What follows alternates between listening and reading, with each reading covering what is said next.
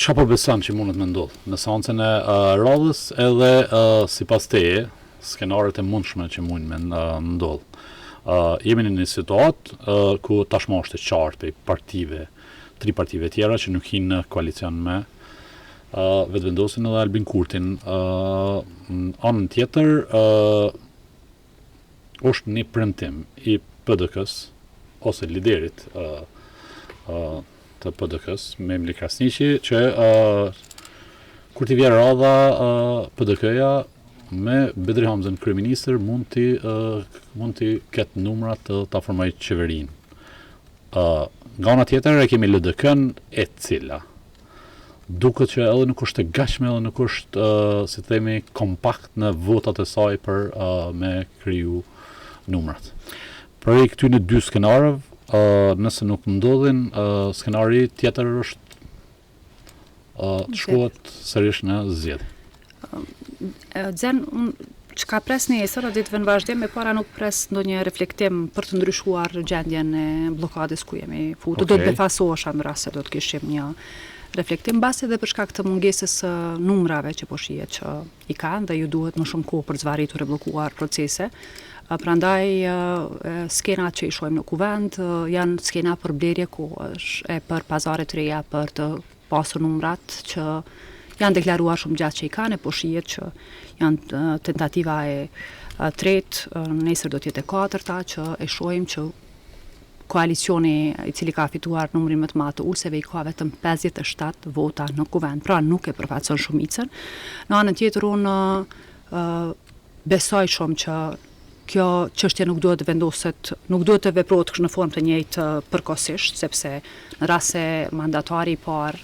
nuk i ka numrat, atëherë mundësia kalon tek siç e kemi thënë, ne duam besojmë që pavarësisht diskutimeve, mundësisë asaj që ka qenë edhe jo vetëm projekt hyjni, por edhe deklarim qëndrim i Partisë Demokratike të Kosovës që kemi synuar që të kemi një qeveri të dal nga opozita e mandatit kaluar. Besojmë shumë që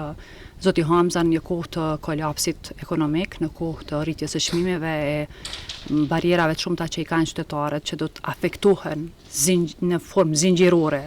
rritja e çmimit të energjisë në produkte, do të vështirësohet jeta e qytetarit të Kosovës. Ne jemi të vetëdijshëm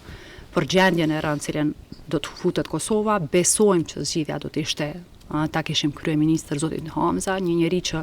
ka pas një program shumë serioz në mënyrën se si ai e sheh Kosovën me projekte konkrete, me gjëra të cilat do ta ndihmojnë këtë amulli në cilën sot është Kosova dhe qytetari i saj. Nëse do të kemi bllokim, nëse nuk do të ketë po e them zgjidhje për dalë nga kjo situatë, unë s'mund të flas hipotetikisht sepse do ta shohim ditëve në vazhdim, por është e vështirë të bllokohet një proces legjitim i dal nga vullneti i qytetarëve të Kosovës përjetësisht dhe Kosova, qytetarët e saj presin që të kemi zgjidhje të cilën unë po e them nuk e shoh që do ta kemi së shpejti, paçka se është ende herët të flitet për situata hipotetike për cilat mund të kemi ditëve në vazhdim. Nuk pretni sipas jush që të ndrohet emri i kandidatit Jo, sepse e thash që nuk janë të interesuar që të kenë zgjidhje, por shihet që janë të interesuar që të kemi një nënshtrim. Këtë nënshtrim e shohim me deklarata dhe qëndrimet që i lexojmë edhe nga përfaqësues të këtij koalicioni që kandidatja do të jetë e njëjta, pra situata do të jetë e njëjtë, epilogu do të jetë i njëjtë derisa kemi një situatë ku nuk ka ndryshuar asgjë.